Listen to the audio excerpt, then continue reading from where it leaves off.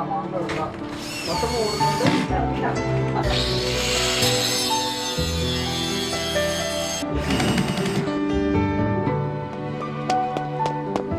Hi, നമ്മുടെ കൃപമണിയൊക്കെ എല്ലാവരും കണ്ടില്ലേ?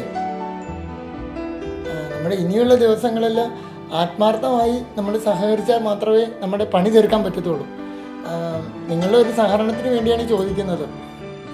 അപ്പോൾ ഇന്നത്തെ ദിവസം എല്ലാവരും അവൈലബിൾ ആവില്ലേ? ചേട്ടാ, ഞാനുണ്ടാവില്ല. എനിക്ക് എക്സാമിൻ്റെ കുറച്ച് പ്രിപ്പറേഷൻ ഉണ്ട്. പള്ളിയിൽ തന്നെ വരാൻ സമയമില്ല. നിങ്ങൾ തൽക്കാലം ഇവരെ വെച്ച് മാനേജ് ചെയ്യും. ശരി എന്നാ. കണ്ടില്ലേ, ഇപ്പം ആവശ്യത്തിനാരും കാണുന്നില്ല. എല്ലാവരും പോകുന്ന തിരക്കാന്ന് പറഞ്ഞിട്ട്. എന്തിനടാ ഒരുപാട് പേരൊക്കെ? നമ്മൾ ഇത്രയും പേർ പോരെ? അതല്ലടാ, ആരുമില്ലാണ്ട് നമ്മൾ മാത്രം കഷ്ടപ്പെട്ട് പോകണമെങ്കിൽ എന്തിനാ വെറുതെ? എടാ, പീട്ടർ ചേട്ടൻ നിന്നോടൊന്ന് പറഞ്ഞില്ലേ, ഇത് നീ ഒരു പണിയായിട്ട് കാണണ്ട, ഇത് നീ ഒരു പ്രാർത്ഥനയായിട്ട് കണ്ടാൽ മതി. എടാ, മുമ്പൊക്കെ എല്ലാ പരിപാടിക്കും ആദ്യം തൊട്ട് അവസാനം വരെ ആ മെജമെങ്കിലും ഉണ്ടാകുന്നായിരുന്നു. ഇത്തവണ അവനെ കാണാനില്ലല്ലോ. ആ ശരിയാണല്ലോ, ആ മെജം ഉണ്ടായിരുന്നെങ്കിൽ ഒത്തിരി കാര്യങ്ങൾ അവൻ ഒറ്റയ്ക്ക് ചെയ്തേനെ. ഇനിയിപ്പം അവന് എന്ത് പറ്റിയോ എന്തോ, നമുക്കൊന്ന് അന്വേഷിച്ച് നോക്കിയാലോ? അവൻ്റെ കല്യാണം ഉറപ്പിച്ചെന്ന് കേട്ടു. ഇനി നാട്ടിൽ വല്ല പോയിട്ടുണ്ടോ എന്തോ? അവൻ നാട്ടിലൊന്നും പോയിട്ടില്ല. കഴിഞ്ഞ ദിവസം ഞാൻ കണ്ടതാ ടാക്സി കയറി പോണത്. എന്നാൽ അവനൊന്ന് വിളിച്ച് നോക്കിയാലോ? ഫ്രീ ആണെങ്കിൽ ഇറങ്ങാൻ പറഞ്ഞാൽ ഇങ്ങോട്ടൊന്ന്. ആ എങ്കിൽ പിന്നെ ഇപ്പം തന്നെ അവനെ ഒന്ന് വിളിച്ചു നോക്കാം. അവൻ വന്നു കഴിഞ്ഞാൽ കാര്യങ്ങൾ തീർപ്പാകും. ആ റിങ് ചെയ്യുന്നുണ്ട് കേട്ടോ. സ്പീക്കർ.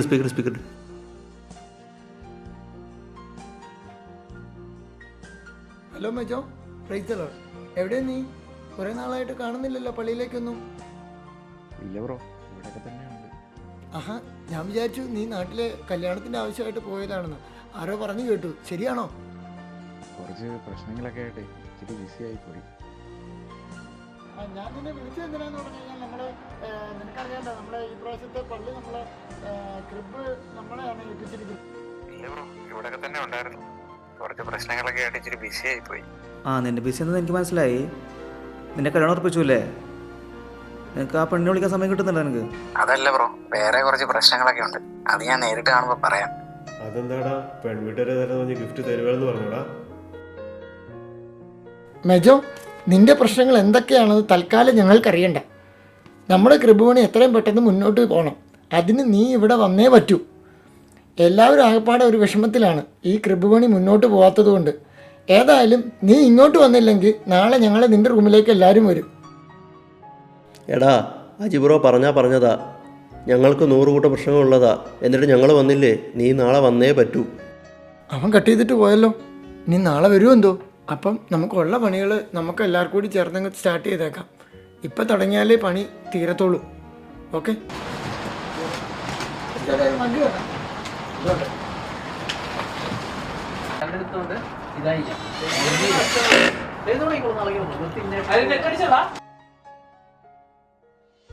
ഡാൻസിലെ എന്താടാ നിനക്ക് തോന്നുന്നുണ്ടോ ക്രിസ്മസ് ആകുമ്പോഴേക്ക് പണി തീരുമെന്ന്? അല്ലാതെ തന്നെ 100 കൂട്ടം പണികളാണ്. അതിൻ്റെ ഇടയിലാണ് കൃപിൻ്റെ പണി പിടിച്ചേക്കുന്നത്. അതെനിക്ക് ഡൗട്ട്. എന്താടാ ആക്ച്വലി കൃപ ഉണ്ടാക്കുന്നത് ജീസസിൻ്റെ പണിയാണോ? നിന്റെ ഈ ഡൗട്ടെല്ലാം ആയിരിക്കുന്ന പീട്ടർ ചേട്ടനോട് ചോദിക്കുക. പുള്ളിയാണ് ഇതെല്ലാം കോർഡിനേറ്റ് ചെയ്യുന്നത്. നീ അങ്ങോട്ട് ചെല്ല്. അല്ലാതെ തന്നെ ഇവിടുത്തെ പണി തീരുന്നില്ല. അതിനിടയ്ക്ക് അവൻ്റെ ഓരോ ഡൗട്ട്. എന്താടാ നിന്റെ ഡൗട്ട്? കൊറേ നേരായല്ലോ. അല്ല പീറ്റർ ചേട്ടാ, കൃപ ഉണ്ടാക്കുന്നത് ജീസസിൻ്റെ പണിയാണോ? എടാ, ജീസസ് യൂത്തിന് അങ്ങനെ പ്രത്യേകിച്ച് പണികളൊന്നും ഇല്ലല്ലോ. നമുക്ക് അവസരങ്ങളല്ലേ ഉള്ളൂ. ഡാ, നീ ആൾക്കാരുടെ പിന്നാലാണ് ചെല്ലിപ്പെടുത്താണ്ട് നീ നിന്നോട് പറഞ്ഞ പണി പോയി ചെയ്തേ. ഈ പണി തീർത്തിട്ട് വേണം നാളെ കാലത്ത് പണിക്ക് പോണ്ടത് എനിക്ക്.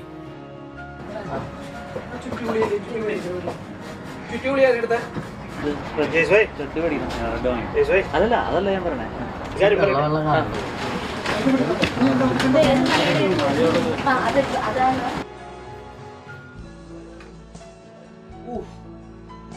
ഒരു മണിയെ ഇന്നത്തെ പണി നമുക്ക് നിർക്കാം. അത് പ്രാർത്ഥിച്ചു.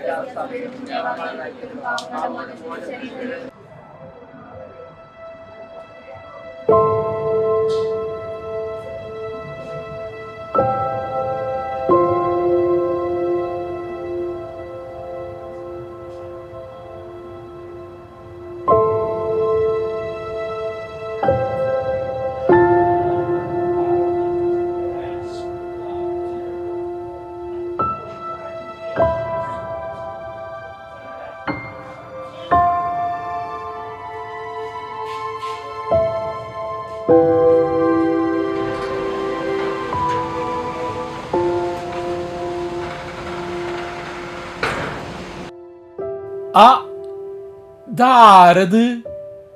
എന്റെ മെജോ, നിന്നെ കണ്ടിട്ട് എത്ര നാളായി? എനിക്കിപ്പോ സമാധാനായി. ഇനിയുള്ള പണികളൊക്കെ പടപടാന്ന് നടക്കും. ഡാ മെജോയെ, നീ ഇതൊന്ന് നോക്കിയേ. ഇതൊക്കെ ഓക്കെ ആണോ ഇതെല്ലാം?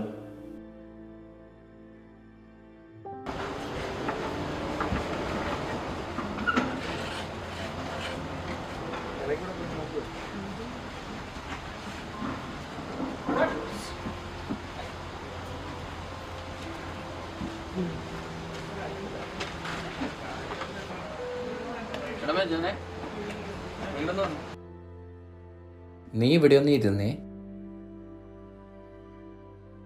സത്യത്തിൽ നിന്റെ എന്താ പ്രശ്നം? ചേട്ടനറിയാം, എല്ലാവരെയും പൈസ ചെയ്യാനുള്ള മടിയുണ്ടാണ് ഞാൻ പള്ളിയിലോട്ടൊന്നും വരാതെ. എൻ്റെ കല്യാണം ഫിക്സ് ചെയ്ത കാര്യം ഇവിടെ അറിയാത്ത ആരുമില്ല. പക്ഷേ ചേട്ടനറിയോ, ആ കല്യാണം മുടങ്ങിപ്പോയി. നീ എന്തീ പറയണേ? അതേട്ടാ, ഒരുപാട് അന്വേഷിച്ചിട്ടാ ഒരു പെണ്ണ് റെഡിയായി വന്നേ. ആ സന്തോഷത്തിലാണെങ്കിൽ ഞാൻ എല്ലാവർക്കും ചിലവും ചെയ്താ. പക്ഷേ എടുത്തിയാടി ഒന്നും ചെയ്യണ്ടായിരുന്നു, മണ്ടത്തരമായിപ്പോയി.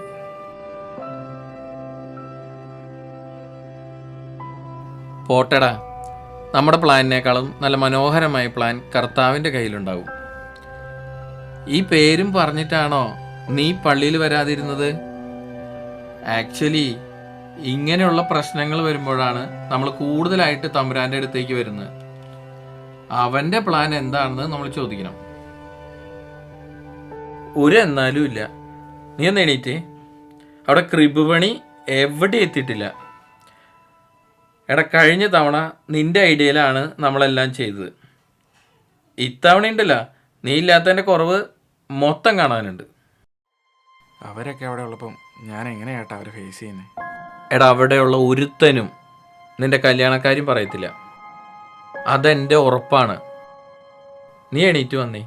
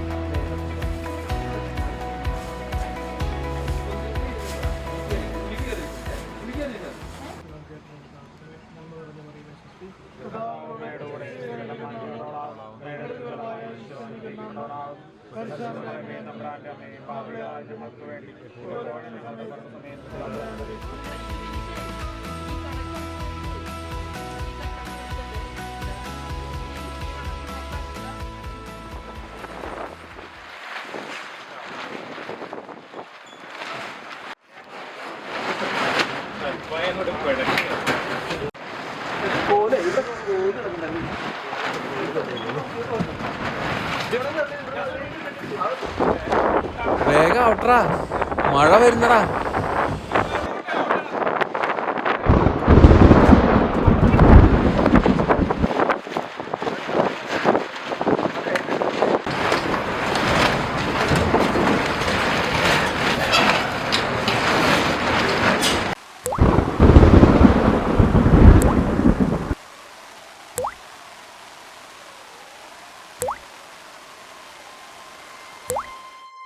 എൻ്റെ മാതാവേ, പുൽക്കൂടിൻ്റെ പണി തുടങ്ങി. പക്ഷെ വിചാരിച്ച പോലെയല്ല കാര്യങ്ങൾ. പണി അങ്ങോട്ട് നീങ്ങുന്നില്ല. മഴയും കാറ്റും നല്ല തണുപ്പുമുണ്ട്. പോരാത്തതിന് കൂട്ടത്തിലുള്ള പലരും സിക്കായി. മാതാവേ, നീ ഞങ്ങളുടെ കൂടെ ഉണ്ടെങ്കിൽ ഈ പ്രതിസന്ധികളെല്ലാം മറികടന്ന് നല്ലൊരു പുൽക്കൂടുണ്ടാക്കാൻ പറ്റുമെന്നുള്ള ഉറച്ച വിശ്വാസം ഞങ്ങൾക്കുണ്ട്. ഇതിലും വലിയ പ്രതിസന്ധി ഉണ്ടായിട്ടും നീ ഈശോയ്ക്ക് ജന്മം കൊടുത്തില്ലേ? മാതാവേ, നിന്റെ ശക്തമായ മാധ്യസ്ഥം വേണം കേട്ടോ.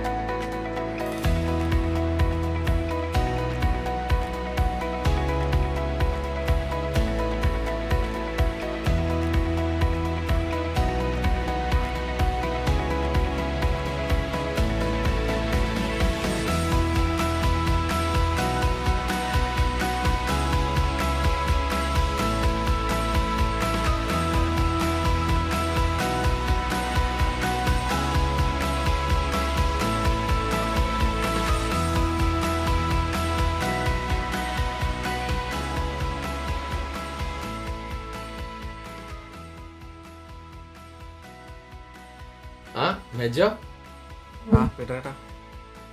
കാര്യം 2 മാസം നമ്മൾ കഷ്ടപ്പെട്ടെന്നുണ്ടെങ്കിലും സെറ്റായിട്ടുണ്ടല്ലേ? ശരിയാ, വളരെ മനോഹരമായിട്ടുണ്ട്.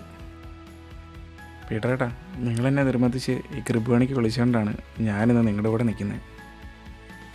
എല്ലാം നഷ്ടപ്പെട്ട് ദൈവം പോലും എന്നെ കൈവിടിഞ്ഞു എന്നുള്ള ചിന്തയിലായിരുന്നു ഞാൻ. എങ്ങനെ ജീവിതം അവസാനിപ്പിക്കുമെന്ന് ചിന്തിച്ചുകൊണ്ടിരുന്നപ്പോഴാണ് എന്നെ സ്നേഹിക്കുന്ന ആ പുൽക്കൂട്ടിലെ ഉണ്ണീശോ നിങ്ങളെ എൻ്റെ അടുത്തോട്ട് അയച്ചത്.